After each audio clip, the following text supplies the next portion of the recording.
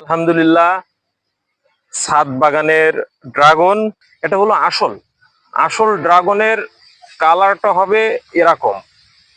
পুরাটাই মনে করেন আপনার এই লাল রঙের, এর মধ্যে কোনো আপনার সবুজের ছাপ থাকবে না।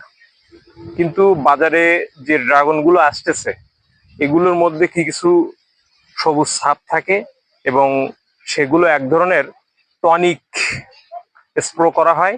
স্প্রো করার ফলে এই ড্রাগন গুলো উৎপাদিত হয়। আর নর্মালি এই ড্রাগন গুলো 200 গ্রাম 250 গ্রাম সর্বোচ্চ হয়ে থাকে। কিন্তু বাজারের দেখবেন টনিক দেওয়া যে ড্রাগন গুলো, ওগুলো আসলে অনেক বড় হয়ে থাকে, 1 কেজিও হয়ে থাকে। তো একটা ড্রাগন আমি কাটতেছি, আহ একটু দেখেন যে আসল ড্রাগনটা কেমন এবং ভিতরের রংটা কেমন।